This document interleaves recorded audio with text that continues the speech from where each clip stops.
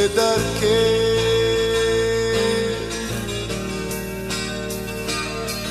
לאן את נוסעת? לאן את נוסעת? הנצח הוא רק אפר ועבר. לאן את נוסעת?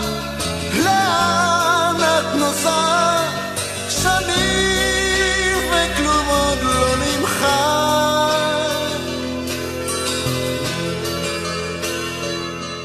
קחי, יהיה לך קר.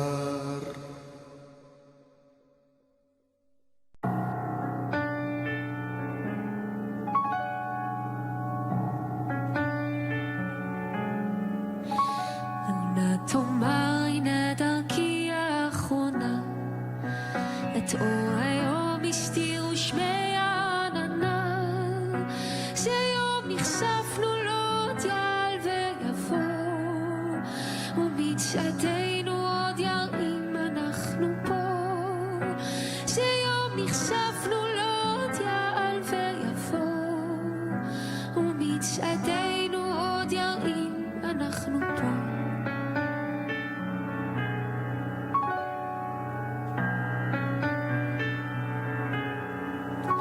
בארץ התמרת ירכתי כפורים, אנחנו פה במחרבות וייסורים, ובאשר טיפה דמנו שם נקרא, הלא ינוב עוד עוז רוחנו בגבורה, ובאשר טיפה דמנו שם נקרא, הלא ינוב עוד עוז רוחנו בגבורה.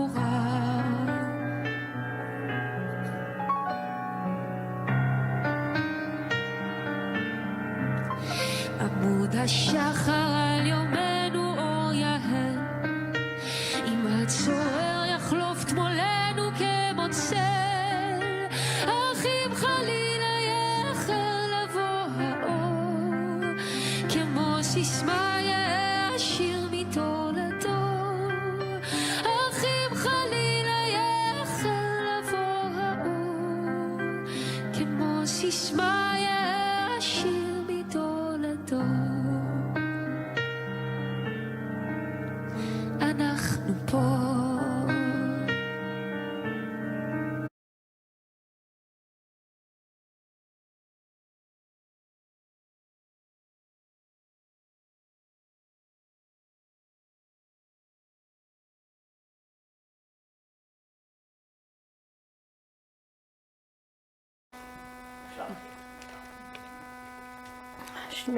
שלום לכולם, קודם כל, תודה שבאתם.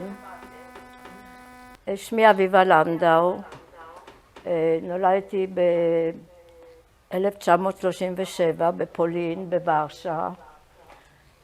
להוריי דוד וגניה ברכפלד, זיכרונם לברכה. יש לי אחות שהיא איתנו, הדסה, ויש לי, אני אלמנה 5 שנים, יש לי 3 בנות, 8 נכדים, 4 נינים, שכולם יהיו בריאים. ואני רוצה לספר את החיים שלנו, איך הם היו לפני המלחמה. החיים לפני המלחמה היו מאוד מאוד טובים, היינו אנשים מאוד עשירים. הייתה לנו משפחה גדולה בפולין, בוורשה.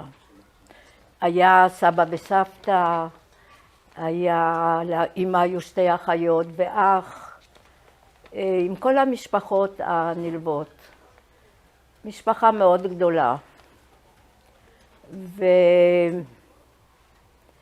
היינו הולכים כל שבוע לסבתא ומתארחים, היה להם, הם היו עשירים, הייתה שם נוצרייה שעזרה להם. ואני מספרת לכם, אבל אני לא זוכרת את התקופה הזאת. והיה לנו בית גדול פלץ מורנובסקי, והיה גם בית קיץ במקום איפה שקראו לו יוזפוף. ושם היו כמה ביתנים, אחד היה תמיד פנוי בשבילנו, שרצינו ללכת לנפוש. ואבא, לפני המלחמה, הוא מכר את הווילה הזאת, את הבית קיץ, והוא המיר את זה הכל, כל הכסף באבנים טובות.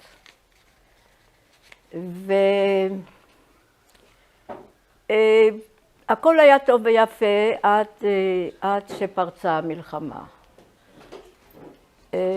ברגע שפרצה המלחמה הכל הסתיים, כל החיים הטובים. גרנו בפלץ מורנובסקי, זה פלץ, זה איפה שהיה גטו.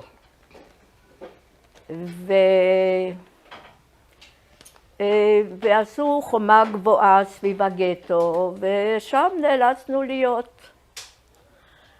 החיים בגטו היו מאוד מאוד קשים, היה סבל נוראי. הגרמנים היו בכל מקום. נאלצנו כל הזמן להסתתר.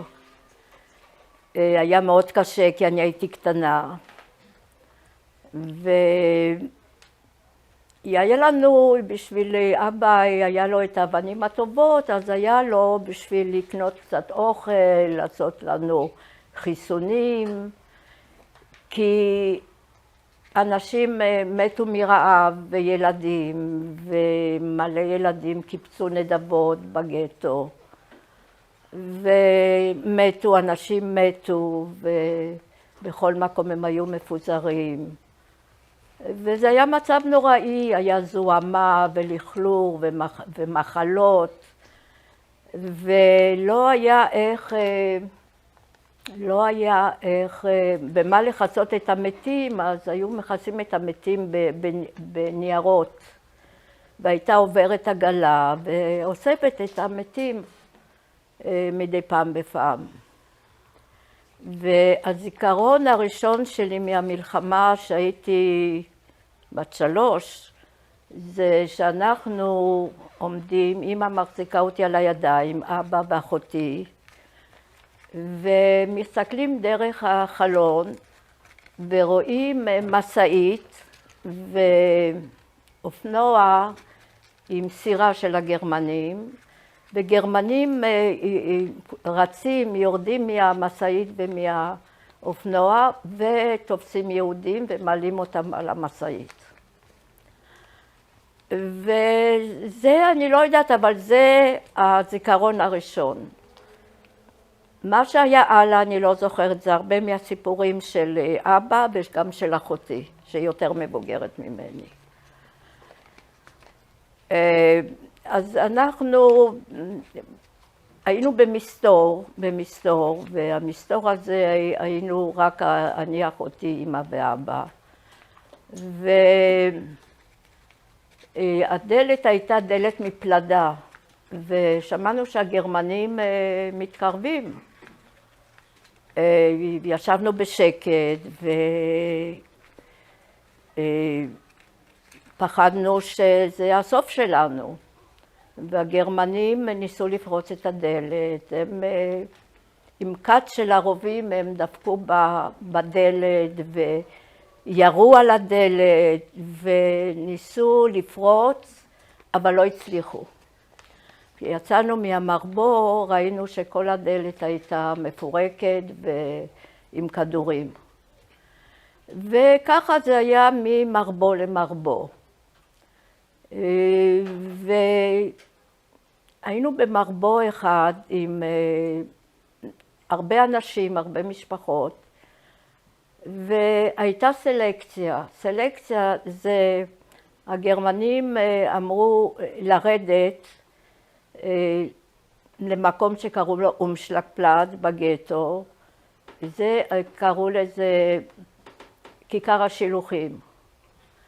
ואבא לא רצה לרדת, הוא היה בן אדם פיקח והוא הבין שהמצב הוא לא רצה לרדת.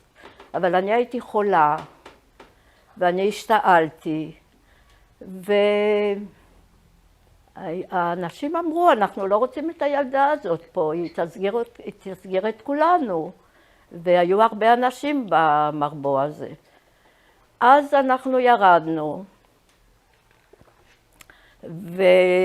והיה, זה אחותי זוכרת, באומשלג פלץ, שהיו המוני אדם, גרמנים עם כלבים, וילדים וצעקות, ולא היה אוכל ולא היה מים. והגרמני, את אחותי ואימא העמידו בשורה אחת, זה היה שורה של החיים, וצד שני זה היה צד של המוות, ושם העמידו אותי ואת אבא. באיזשהו שלב אחותי עברה אלינו, והגרמני ראה והחזיר אותה חזרה לחיים. אחותי הייתה בת 13, זמן המלחמה.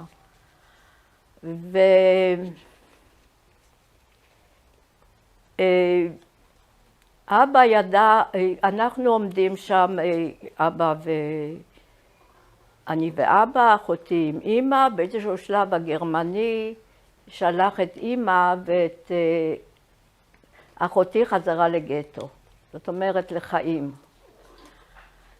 ואז נשארנו אני ואבא. ואבא, הוא אמר, הוא התחיל לחשוב מה הוא יכול לעשות. הרכבות עמדו ממול, ומי שנשלח למוות, הוא עלה לרכבות, וזה הלך לטרבלינקה, משם כבר לא חזרו. אז אבא ניסה, חשב בליבו מה הוא צריך לעשות, מעשה. לפתע הבריק בליבו ברעיון. היה לו, מהזמנים הטובים, היה לו שעון מאוד יקר בכיס.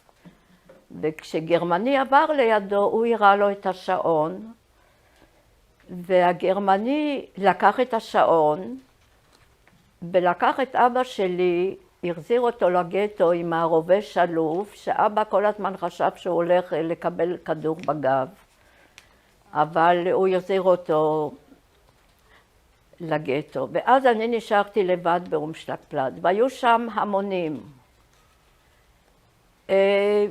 והגורל שלי היה ללכת לרכבות, כי ילדה, לא מצילים ילדה בגטו. אז אני לא זוכרת מזה כלום. עמדתי בין כל ההמולה הזאת, בין כל האנשים. באותו הזמן הבת של מנהל בית החרושת נתפסה וגם הייתה באומשלג פלץ. והיא הייתה בערך בגילי. וכשנודע הדבר לבעל בית החרושת, הוא רצה להציל את הילדה שלו, אז הוא שיחד גרמני בהמון כסף, שיציל את הילדה שלו. והמשפחה הייתה מאוד עשירה, נתנו לגרמני מזוודה, שמיכה, שילך עם תמונה, שילך יציל את הילדה שלו מהאומשלג פלץ. הגרמני הלך וחיפש. לפתע הוא נעמד לידי, הוא חשב שזאת אני שהוא צריך להציל. והוא הכניס אותי מהר למזוודה, הייתה שם הייתה שמיכה, והביא אותי למשפחה. ופתחו את המזוודה, ראו את הטעות, שזאת לא הילדה שהיו צריכים להציל. וההורים שלי חשבו שזהו, אני כבר נלקחתי לרכבות ואני לא חיה. אז הגרמני, הוא לקח אותי, והוא השאיר אותי באיזשהו רחוב, קראו לרחוב פלץ פרסובסקי. הוא השאיר אותי שמה, ושם אני הייתי עם המזוודה ועם השמיכה כמה ימים בלי אוכל, בלי מים. ולא זוכרת מזה שום דבר.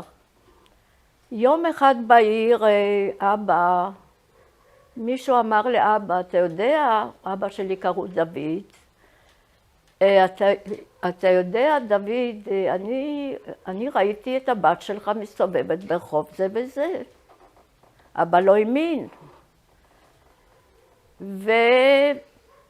וכמובן הייתה שמחה גדולה, והוא לקח אותי חזרה לגטו. השמיכה. עם השמיכה. נגע בשמיכה הזאת היא ביד ושם, נתתי אותה ליד ושם.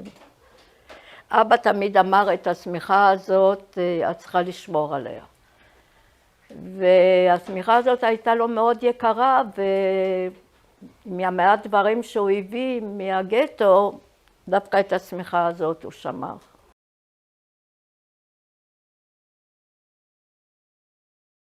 אז הלאה, הייתי בגטו וצריך מתחבים ומרבו, ולאמא הייתה שמיעה מאוד טובה, וברגע ששמעו את הצעדים של הגרמנים, את המגפיים, אז תקף היו מסתתרים. אני תמיד הייתי עם ההורים, בכל מקום עם ההורים. באיזשהו שלב, אמא ואבא ואחותי עבדו בשביל הגרמנים בבית חרושת. והם תפרו בשביל הגרמנים תרמילי גב, כן? תרמילי גב הם תפרו. ואני הייתי יחד איתם, איתם, ברגע ששמעו את הצעדים של הגרמנים, היה לנו מרבו ליד הבית חרושת, ושם היינו בורחים. יום אחד בעיר, לא שמענו את הגרמנים באים, ונשארנו בבית החרושת. הגרמנים באו עם עגלה מעץ, עגלה עם סוס, עגלה מעץ כזאת. את הסיפור הזה אני כן זוכרת, שבאה עגלה עם גרמנים, מלא אנשים כבר היו בתוך העגלה, אספו את היהודים בשביל להביא אותם לטרבלינקה. וכולם יצאו, ואותי העלו על העגלה הזאת. ואני זוכרת שאבא עמד ממול, הוא הסתכל עליי ואני הסתכלתי עליו, אבל הוא לא יכולה לעשות שום דבר. וככה הסתכלנו אחד על השני, מתחת לאפם של הגרמנים מישהו הוריד אותי מהעגלה. זה היה מישהו שאבא הכיר, למזלי. הוא הוריד אותי מהעגלה ונשארתי בחיים. בעגלה לאט אנשים רצחו אותם. אבא כבר היה מיואש, הוא לא ידע מה לעשות. כי הוא פחד שיהרגו אותנו, כמה זמן אפשר ממרבו למרבו, ממרבו למרבו. אז הוא עשה מעשה נואש, וזה הוא לא סיפר לי, מה שאני הולכת לספר לכם, זה נודע לי ממשפחה, שהבת שלה עשתה עבודת שורשים על המקרה הזה. הוא הלביש אותי חם, נתן לי בקבוק חלב, והושיב אותי מחוץ לגטו. הוא אמר שאולי תעבור שם איזה מישהי מהצד הארי, ויראו ילדה קטנה, ויקחו אותה ויצילו אותה.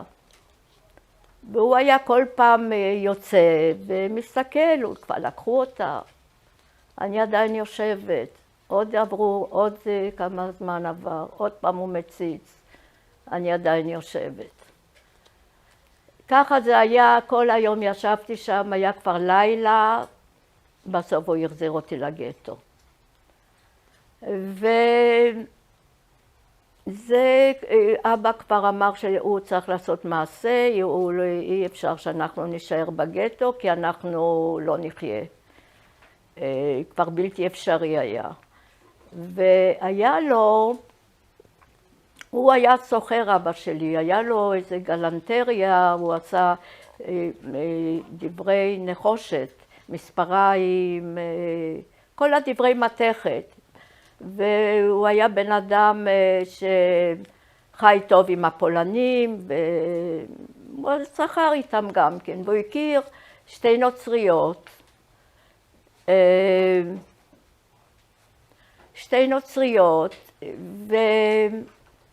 והוא החליט, הוא שלח תמונה לשתי הנוצריות, אם הן מוכנות לשמור עלינו, כל אחד בנפרד. וזאת התמונה שגם צולמה בגטו, תמונה יחידה שצולמה בגטו בדצמבר 42.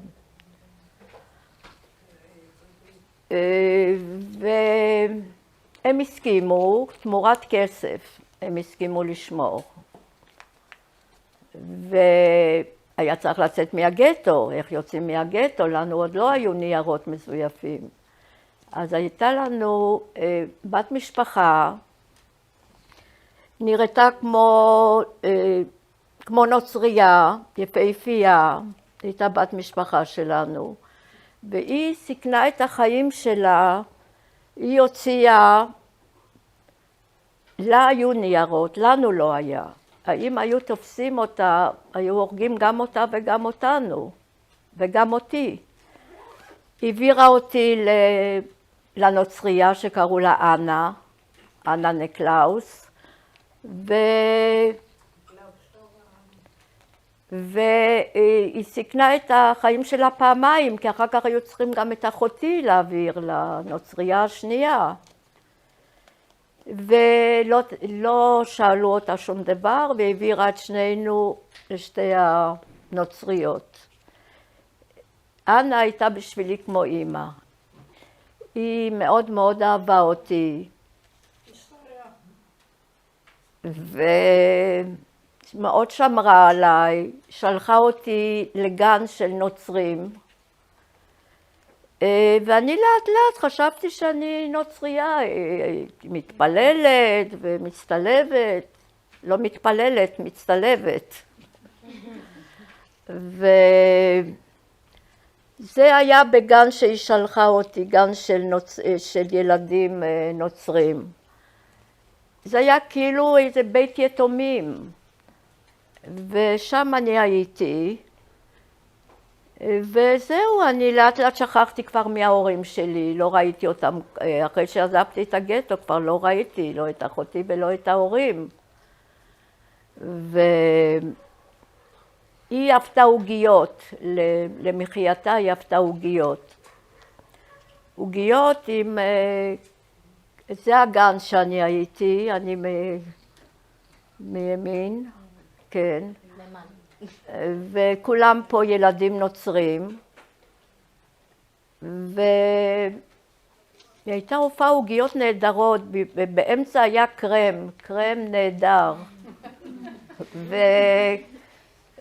ועוגיות, ויום אחד אני הייתי באלנבי, הסתובבתי באלנבי, פתאום נעצרתי, אני הרחתי את הריח של העוגיות, של הקרם, אני עמדתי שם אולי שעה, לא יכולתי להתנתק מהריח הזה, שזה הזכיר לי את אנה והזכיר לי אותה, שהייתה אישה נהדרת, סיכנה את החיים שלה. היה לה בן אחד, הוא הבריח נשק, הוא היה נגד הגרמנים, והוא הבריח נשק. רצחו אותו הגרמנים, בן יחיד. ופעם אחת דופקים בדלת של אנה. אגב, אני גרתי עם אנה בוורשה, הבית היה בוורשה. ברגע שהייתה דפיקה בדלת, אנה אמרה לי, את נכנסת מהר למיטה, ואת מתכסה עד למעלה, ואם ישאלו אותך, תגידי שאת חולה, ואת בת משפחה.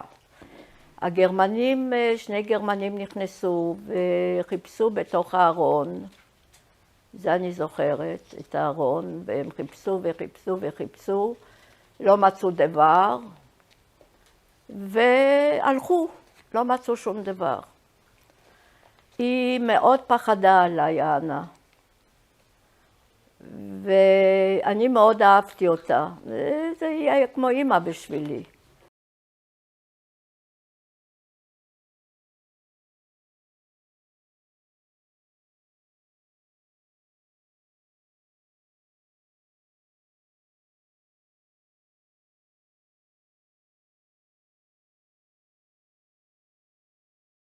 וזה התחילו אז הרדיפות יותר ויותר, והיא כבר פחדה שזה מסוכן שאני אהיה אצלה. אז היא שלחה אותי לאמא שלה הייתה בבית אבות, זה היה די מרוחק מוורשה, שם לא כל כך חיפשו הגרמנים. והיא שלחה אותי שם לבית אבות. באו לקחת, איזו אישה באה לקחת אותי. אני לא רציתי ללכת, אני בכיתי. אישה זרה באה ולקחה אותי, אבל לא הייתה ברירה. אז לקחו אותי לבית אבות, ושם הייתה כנסייה, ושם אני הצטלפתי והלכתי לכנסייה, אינני יודעת מה עשיתי במקום הזה. היה רעב גדול שם בבית אבות, היה תנאים נוראים שם. כי כשאבא, בסוף המלחמה, היה קשה מאוד למצוא אותי איפה אני נמצאת, כי הקשר עם אנה נותק, כי הגרמנים, זה כבר היה בסוף, הגרמנים, היה די בלגן בסוף. ובדרך לא דרך, איכשהו מצא אותי, והוא בא לקחת אותי, אני חושבת שהוא בא לבד לקחת אותי. וכשהוא ראה אותי, הוא לא הכיר אותי, הוא ממש בכה. כי אני הייתי נראית זוועה, עם בטן נפוחה, מורעבת, ממש על סף המוות. בלי נעליים, סמרטוטים על הרגליים, סמרטוטים על הגוף. ואני לא ידעתי בכלל מי הוא הבן אדם הזה, לא הכרתי אותו. ואז הוא לקח אותי, ולקח אותי לאמא ולאחותי. את אחותי כן מצאו מהר, איפה שהיא נמצאת. היא הייתה במקום שקוראים לו חלם, נכון?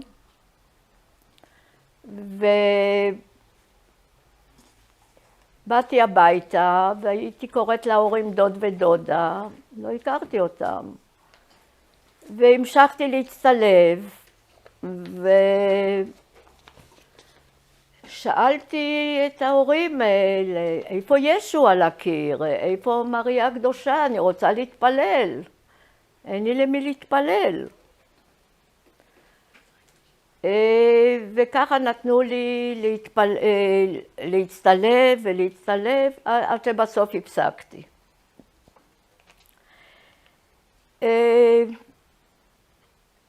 אני עם אנה, הקשר עם אנה, טוב, אחר כך אנחנו היינו שנה בפולין, בוורשה.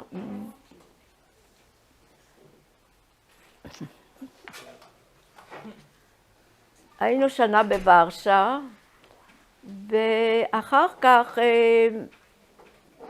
נסענו לצרפת, כי היה לנו שם משפחה של אבא, של אבא, כן. המשפחה של אמא, כל המשפחה של אמא, אבא של אמא, שתי אחיות, אח, כל המשפחה, כולם נספו, לא נשאר זכר מכל המשפחה של אמא. כולם הלכו. ויש פה תמונה סוף המלחמה, אז זאת התמונה שנשלחה לאחות של אבא בצרפת, כדי שיראו שאנחנו בחיים, כי לא היה נתק כל השנים. רוצה לספר איך אבא שלך שרד, איך דוד שרד? כן, אבא שלי היה בן אדם שהיה לו חזות יהודית, ומה שהוא עבר זה לא יתואר מה שהוא עבר. קודם כל, זה כבר היה כשהוא היה בגטו, עד שהגטו בער. הוא ראה את המרד,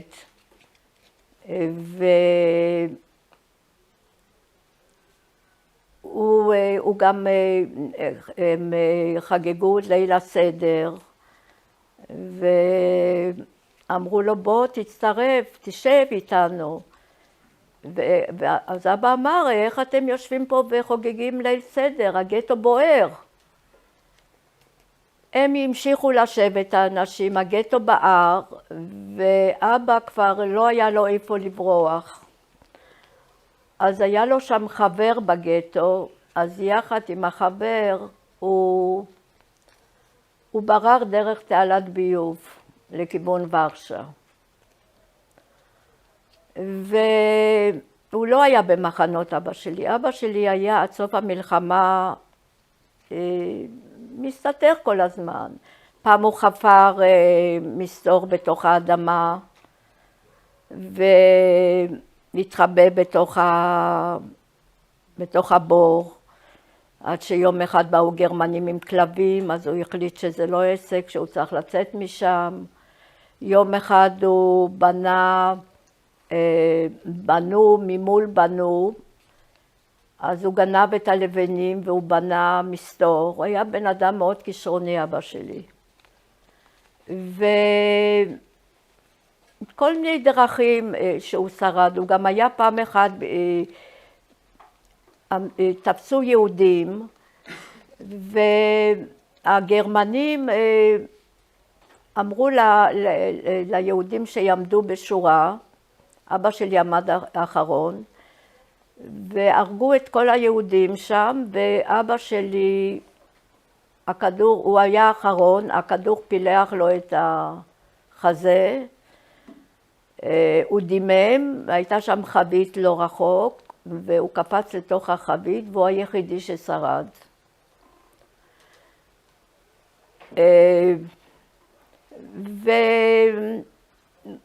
הוא עבר המון, אבא שלי. אני אגיד לכם שכל הסיפור על אבא שלי אני לא כל כך יודעת. כי היה לי בעל שלא אהב לדבר על השואה. ואבא שלי, הוא היה גם, אבל לא אהב לדבר על השואה. הוא רק אהב לדבר על דברים חיוביים. וביום השואה, אז אבא היה קצת מספר, אז הוא היה תמיד אומר לו, דוד, אני כבר שמעתי את הסיפור. הוא לא היה מוכן לשמוע. וככה שפה קצת ושם קצת, כי אני הרי לא זוכרת. למשל, אני שואלת את אחותי, תגידי, מה אכלנו בגטו? היא לא יכולה להגיד לי. מה עשינו בגטו? אינני יודעת. אני רק יודעת שאנחנו ניצלנו בנס, ואנחנו הגענו לפריז, וחשבנו לנסוע לארצות הברית. חיכינו לניירות, אבל אבא אמר, לא, אחרי כזאת מלחמה, מה שאנחנו עברנו, המקומנו בארץ. והגענו לארץ, כמובן, בלי כלום. כל הרכוש, הכל הלך. נשארנו ממש בלי שום דבר. היינו אנשים עניים שבאנו לארץ.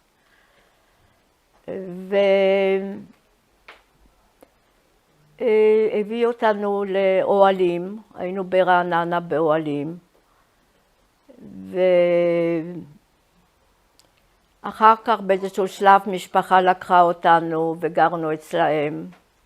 ועליתם מצרפת, נכון? זה... עליתם מהבית ילדים. כן, כן, בצרפת גם שלחו אותי לבית ילדים. ואני כבר רציתי להרגיש בית. וכל הזמן ניתקו אותי, כל הזמן הייתי מחוץ לבית. אז הייתי בבית ילדים 2 וזה פה חגגו פורים.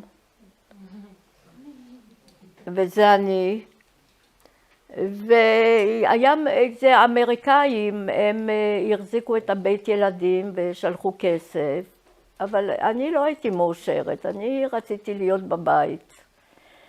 אני זוכרת שכל סוף שבוע היו באים ולא היה טלפון, לא היה כלום, היינו עומדים מחוץ לשער ומחכים, יבואו, לא יבואו ההורים. וכשבאו אז תמיד היו באים עם אוכל ועם... אבל זה לא היה בית, זה היה בית ילדים, אפילו שלא היה חסר שום דבר. אתה היית היחידה עם ההורים. אבא שלי ידע להסתדר, כולם היו יתומים אחרי המלחמה, ואני הייתי היחידה שהיה לי 2 הורים. הוא תמיד ידע לי, אני אומרת שאנחנו חיים בזכות אבא שלי, כי היה לו יוזמה. אם הוא לא היוזמה של השעון שהוא נתן לגרמני, אז לא הייתי נשארת לבד ולא הייתי שורדת. זה אבא אחרי המלחמה ואימא. הוא היה בן אדם מאוד אלגנטי, אבא שלי. אפילו לא יודעת מאיפה היה לו את החליפה אחרי המלחמה. ופה היה לו את המטפחת. וזהו, עלינו ארצה אחר כך, וקיבלנו שיכון בהדר יוסף, שם הכרתי את בעלי, גם לא היה שום דבר, התחלנו מאפס. את זוכרת, טלי? כן, והוא היה בן אדם מאוד חרוץ,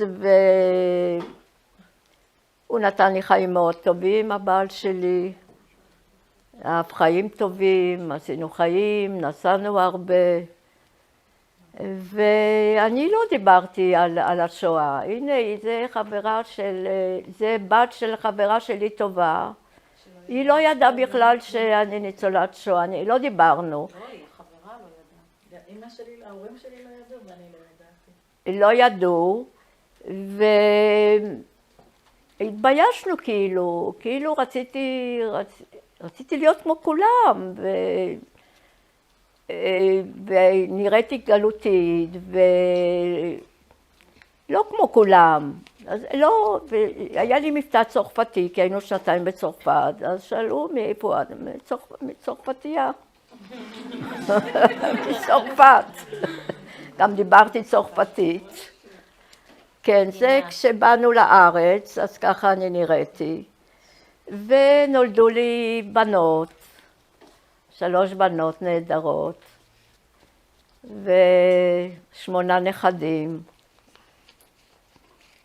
ונינים, ויש לי נינה, קוראים לה אלכס אנה, על שם הפולניה שהצילה אותי.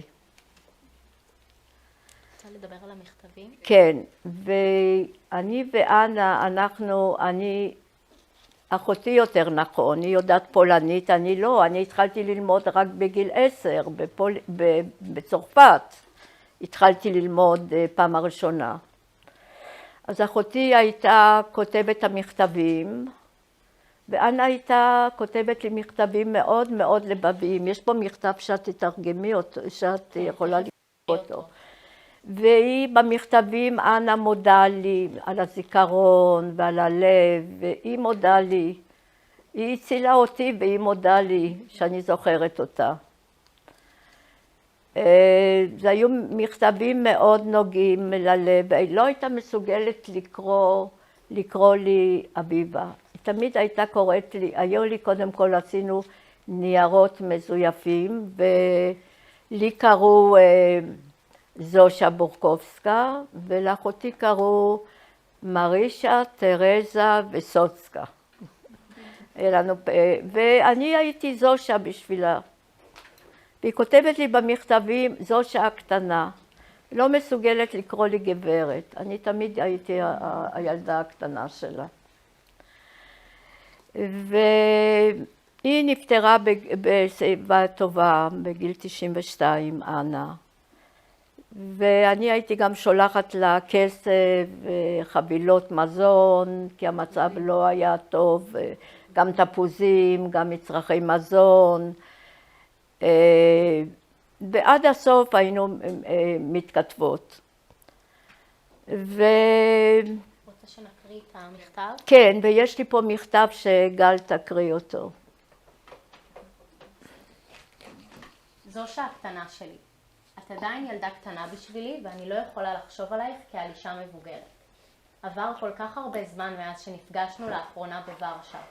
חשבתי שלעולם לא אשמע מהמשפחה שלך. הייתי מאוד מופתעת ונרגשת. מאז 1953, המוות של אמי, נשארתי לגמרי לבד בוורשה. אמא שלי אמרה לי לעבור לעיירה, היום אנחנו יודעים שהעיירה הזאת זה קוז'יניצה. כן. נשארתי עם האחיינית שלי והמשפחה שלה. אמא שלך ואולי את זוכרות את העיירה הזאת, יפה ושקטה, אבל היא באמת השתנתה לטובה בחודש יוני. היא הרבה יותר גדולה עכשיו. פרשתי בשנת 1958, אבל זה לא אומר שאני לא עושה כלום. אני מטפלת בבית הזה ובחווה של האחיינית שלי. אני גם מטפלת בבת הקטנה שלה. היא בת 12 והיא המקור שלי לאושר. אני כל כך שמחה שיש לך בעל ושתי בנות, ושהחיים שלך הפכו להיות נפלאים. אני לא יכולה להגיד אותו דבר על שלי. איבדתי את משפחתי. אחי... מה קרה גלשי?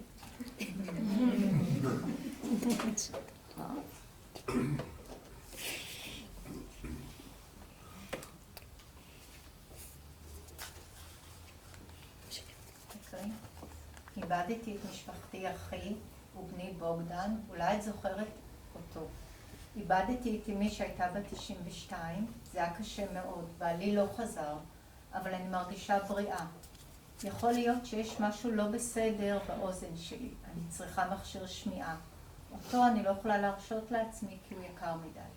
אני בת 74 עכשיו. מה עוד אני יכולה לספר לך? לקח למכתב שלך 3 שבועות כדי להגיע. אני מפחדת שלמכתב שלי ייקח עוד יותר זמן. אני מקנאה במדינה שלך, היא חמה ושמשית, כאן יש חורף, ואני לא אוהבת את מזג האוויר הקר והשלג וכדומה. מיטב האיחולים להורייך ובעלך וכמובן לך. אני בטוחה שהבנות שלך יפות ונחמדות. תנשקי אותן בשבילי, סבתא שלהן. את תמיד יכולה לשלוח לי מכתב אם את רוצה.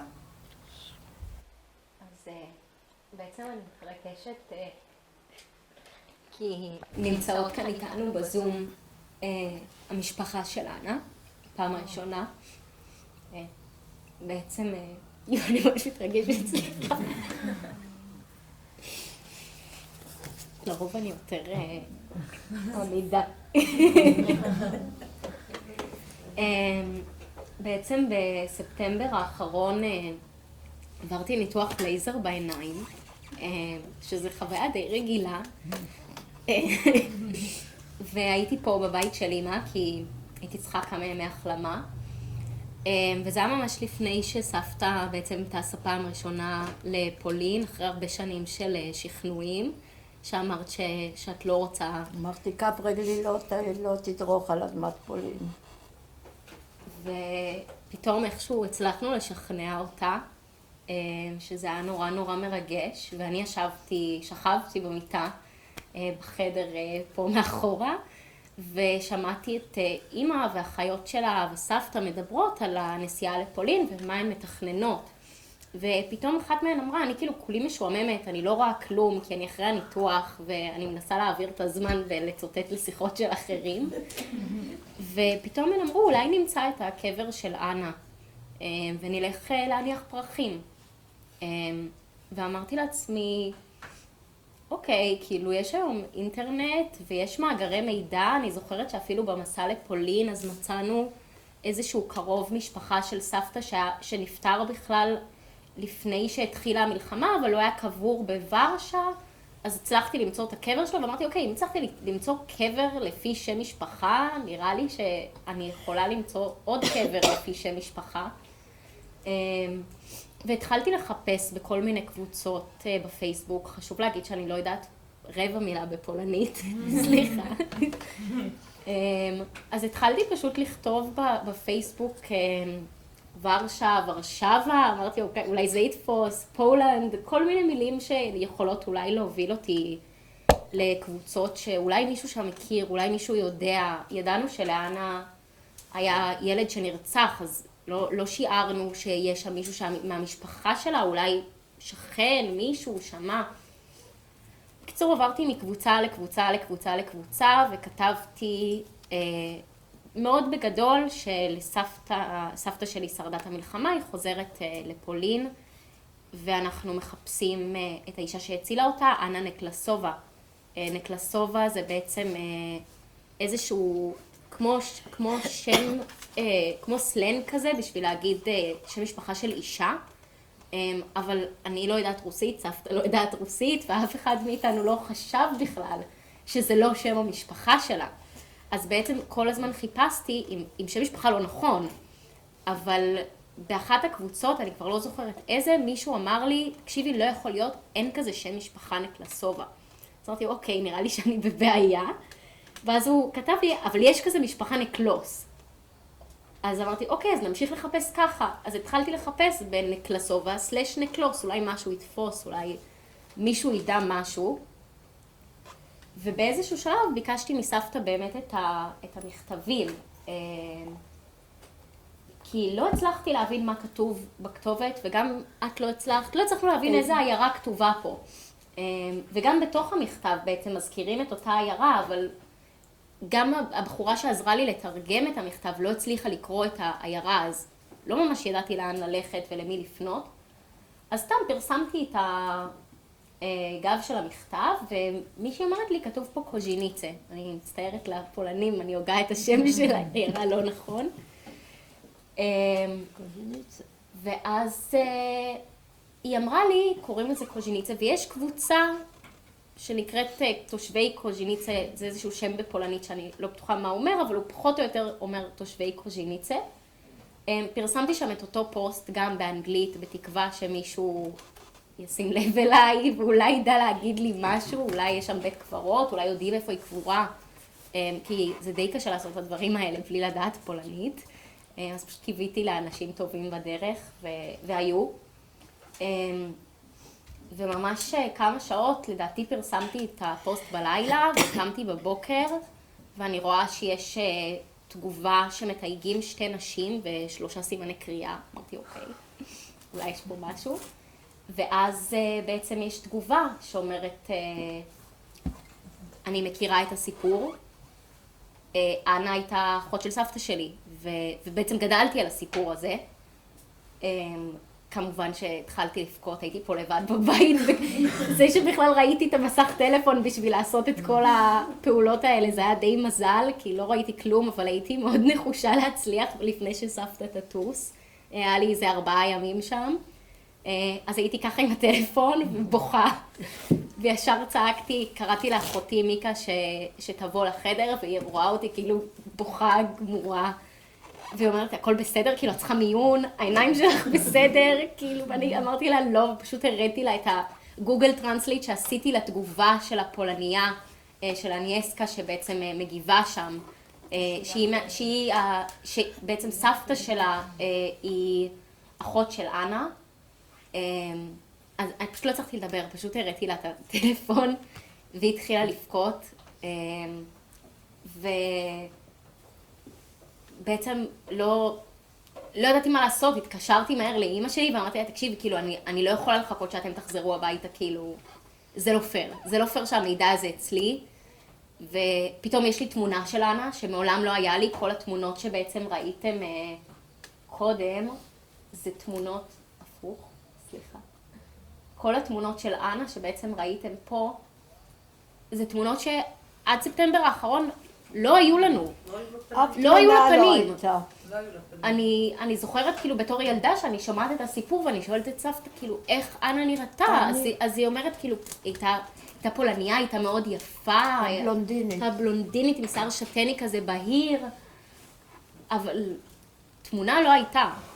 ופתאום שאני יודעת שיש אצלי בטלפון תמונה ולסבתא אין, אני לא יכולתי לחכות שנייה, אני לא יכולתי לחכות שאימא שלי והאחיות שלה יחזרו. וזה פשוט הרגיש לא פייר שהמידע הזה נמצא אצלי. אז התקשרתי לסבתא ואמרתי לה, את זוכרת שלפני איזה יומיים ביקשתי ממך את התמונה של המכתבים, את התמונה שבעצם של הכתובת של אנה, אז תקשיבי, כאילו יש לי משהו כאילו שאני צריכה להגיד לך, ואני מבקשת שתבואי עכשיו. אז היא באה ואני קיבלתי אותה עם המשקפי סטיבי וונדר של הניתוח, כמו עיוורת. יש גם סרטון של זה, אבל אני באמת רוצה לחסוך לכולם את איך שנראיתי באותו היום, ואת הדמעות שזולגות לי בזמן שאני מספרת לה, וספטמבר וחום אימים, ואני משקפי סטיבי וונדר. והושבתי אותה פה בסלון עם המחשב, ואמרתי לה, תקשיבי, כאילו, קרה משהו עברתי בין קבוצות, אבל יש לי תמונה של אנה. ואת יכולה להמשיך מפה. אני כל כך התרגשתי שראיתי את התמונה, כי היה לי אותה תמיד בראש, אישה בלונדינית, יפה, וכל כך הצטערתי תמיד שאין לי את התמונה שלה. וכשראיתי את התמונות, אני כל כך התרגשתי ואני בכיתי, אני לא יכולה לתאר לכם כמה ששמחתי. והיא שלחה באמת הרבה תמונות, גם של הבן, גם שלה. וספרי עליו. כן, היא הייתה... המשפחה סיפרה לנו פעם ראשונה מי הייתה, וגילינו שהיא הייתה פשוט אישה יוצאת דופן בכל רמה. היא הייתה נוסעת באופנוע בשנות ה-40, והיא הייתה לובשת ג'ינס. היא לא הייתה אישה רגילה, היא עברה סיפור חיים משוגע שלספר אותו ככה. אני מרגישה שצריך לעשות עוד זיכרון בסלון של המשפחה של אנה, כי באמת יש לה סיפור מטורף. האישה מיוחדת במינה, אנה. כן, היא לגמרי הייתה נון קונפורמיסטית, וזה שהמשפחה של אנה בפולין היום שומעת אותנו, זה מאוד מאוד מרגש ומשהו שלא יכולנו לדמיין. כן, תדברי עכשיו על הביקור בפולין. כן, אנחנו נסענו לפולין, עם 3 הבנות, ונסענו לקוז'ניצה לראות את המשפחה של אנה. קבענו איפה אנחנו נפגשים. לא, כן, קודם כל נפגשנו בבית קפה. הזמנתי... קודם לקבר, כן. כן, היינו בקבר, הנחתי פרחים, ליטפתי את הקבר, ועלו לי זיכרונות. זה היה מאוד מרגש להיות בקבר של אנה. לא האמנתי שאני אזכה לכזה דבר. זה הכל בזכות גלשי. כן.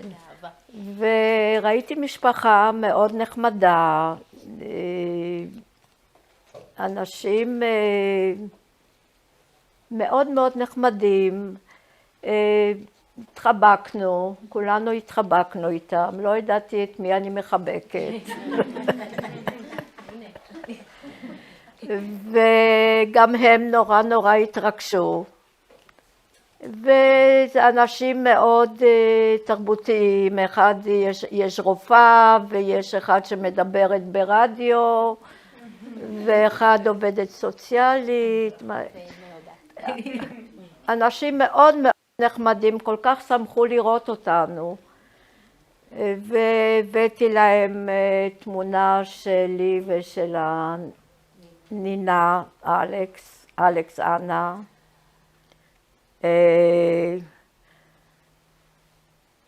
ונורא התרגשו שקראתי על שם של אנה שקראתי על שמה את הנינה, כי הם אומרים שלא תיארו לעצמה שמישהו זוכר את אנה. זה מאוד מאוד ריגש אותם, והם נשארו בקשר עם הבנות. כי אני לא כל כך מדברת פולנית פרפקט, אני מדברת קצת. אני לא מדברת.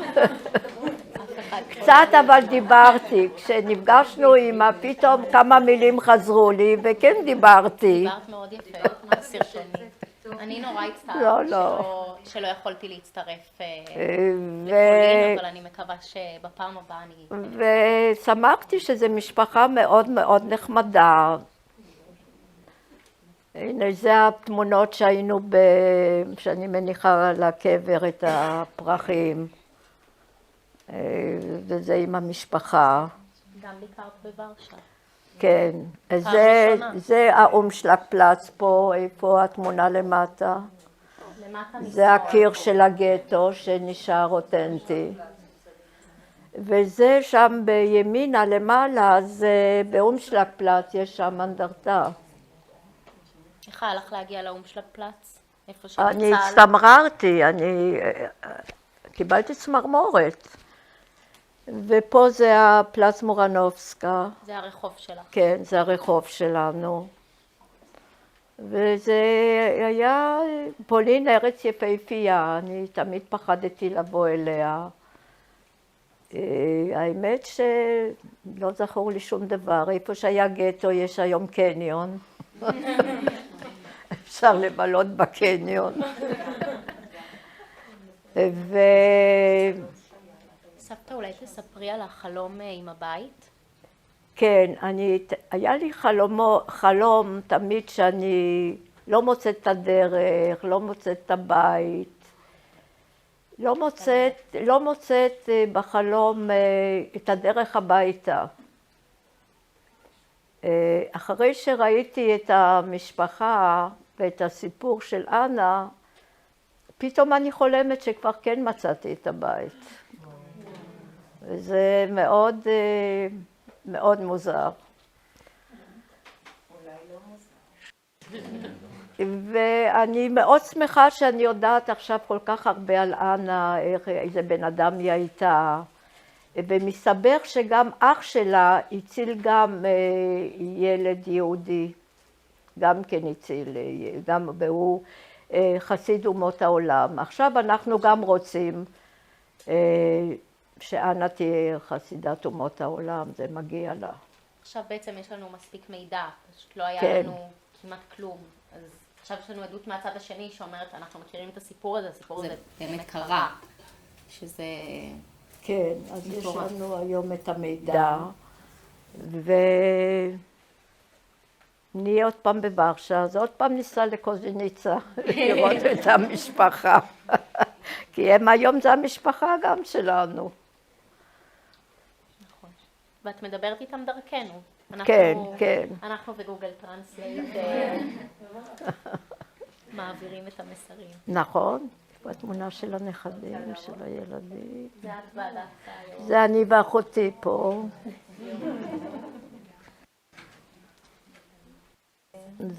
אלכס אנה, שובבה, מאוד שובבה. זה כל המשפחה היפה שיש לי. בפולין.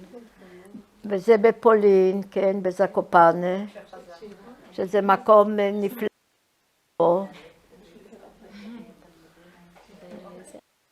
ועשינו טיול נהדר בפולין, אני תמיד פחדתי שזה יהיה נורא ואיום. בסוף היה לך כיף. כן, כן, ויש לי משפחה נהדרת. וזה גם הניצחון על הגרמנים שרצו לחסל אותנו. ולמעשה אנחנו היחידים שהמשפחה הגרעינית יצאה מוורשה. ככה חושבים. שיצאנו, כן, גם אמא, גם אבא וגם אנחנו, שכל אחד מאיתנו היה בסכנת מוות. כי כן, אמא שלי אחרי המלחמה לא היה לה חיים טובים, היה בית מאוד עצוב. כי כל המשפחה שלה הלכה, לא נשאר זכר, והיא נפטרה בגיל צעיר, היא נפטרה בגיל 56, אישה עוד צעירה. ולי כמעט לא היה לי אימא, כי היא נפטרה צעירה. ואבא לעומת זה, הוא חי עד גיל 92. הוא היה בן אדם מאוד חזק. ו12 שנה האחרונים הוא התנדב באיכילוב ובקריה. בבית חולים. כן, הוא שם חילק אסימונים לחולים. הוא הקים שם ספרייה, כי הבת שלי, תמי, אהבה מאוד ספרות קלה, כמו שאומרים. הרומן הרומנטי, כן. אז אספתי את כל הספרים במזוודה, והוא הקים שם את הספרייה. כי החולים היה להם כיף לקרוא את הספרות הזולה הזאת. והוא היה הולך שם עם חלוק לבן, כולם חשבו שזה רופא. כן. והוא חי חיים טובים. הוא חי חיים מאוד טובים, הוא אף פעם לא היה לבד. אחרי שאמא נפטרה, הוא הכיר אישה מאוד מאוד עשירה מצרפת.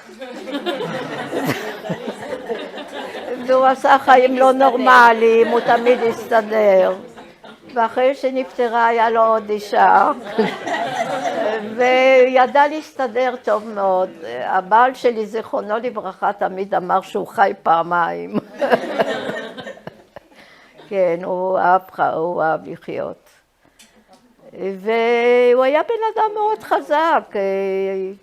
אני אומרת באמת, אם לא הוא, אנחנו לא היינו פה. נכון, הדסה? אם לא אבא, לא היינו פה.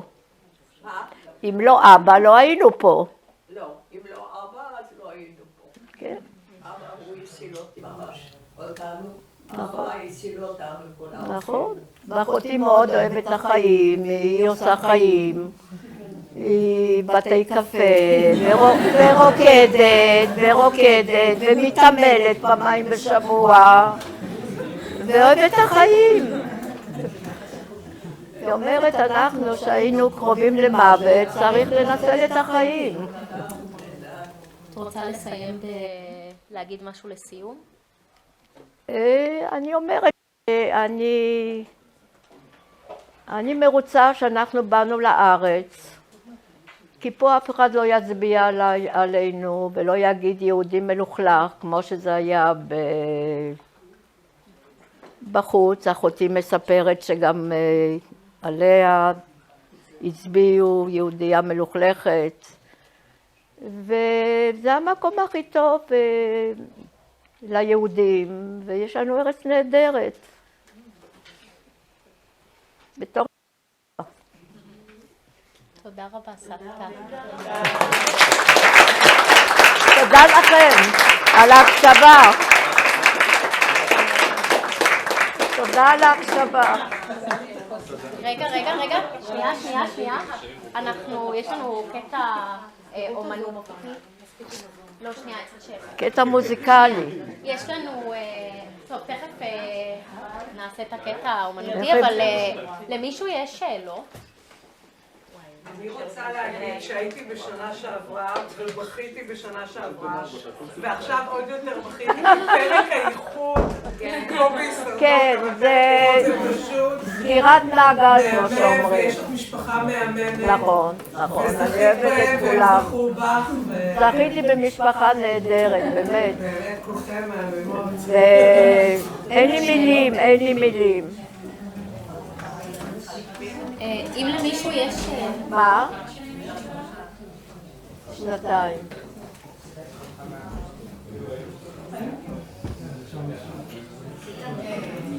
יש עוד למישהו שאלות? אני לא יודעת... בזמן שאנחנו מחברים את הקלידים. אז המשפחה בפולין, מה יש שם? אמא של סבתא, היא לא שיתפה. נכון, אמא שלך לא סיפרה מה קרה לה. אמא שלי אף פעם לא סיפרה. אמא שלי הייתה בן אדם בדיכאון. זה לא היה בית רגיל, ממש לא. אני בבית הייתי צריכה לעזור, הייתה אמא חלשה, הייתה אמא חולה אחר כך. אני אומרת שהיא חלתה בגלל שכל המשפחה שלה, והיא לא יכולה להתגבר על הצער הזה. מה זה מנורה שיש כאן? המשפחה שלי בקושי. באמת? וואו.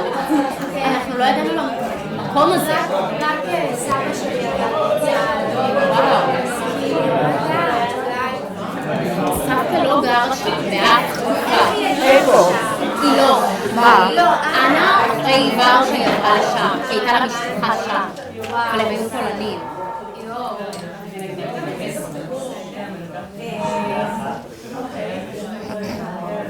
איזה כוח רצון, וואו, באמת.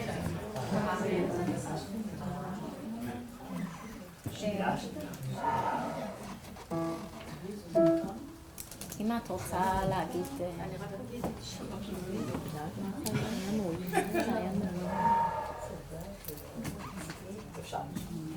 אוקיי, חשבנו על איזה שיר באמת שמיכל תנגן בסוף, והחלטנו על השיר. ואיתמר? מיכל ואיתמר, הבן שלה. שהוא דווקא כאילו מוזיקאי מקצועי. לגמרי, שניהם. והחלטנו על השיר בואי אימא לזיכרון של כל הילדים בשואה שנאלצו להיפרד מהאימהות שלהם. אוקיי.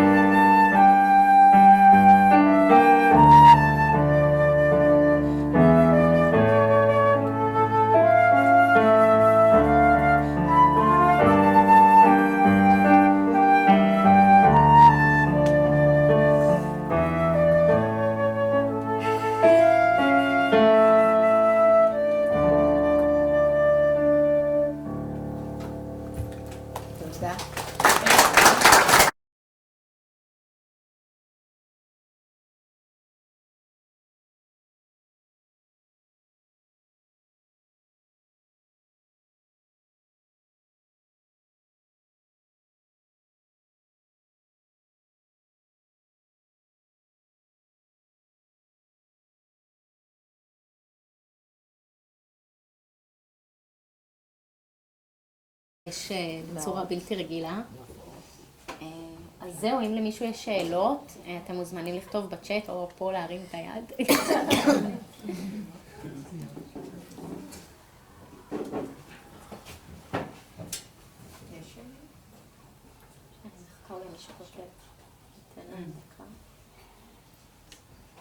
שמעו אותי בזום? כן, סוגרים את הזום. אין להם שאלות? סבבה. אז תודה לכל מי שבא להקשיב, ותודה לסבתא. אני מקווה שהיה לכם היה מרתק ומרגש.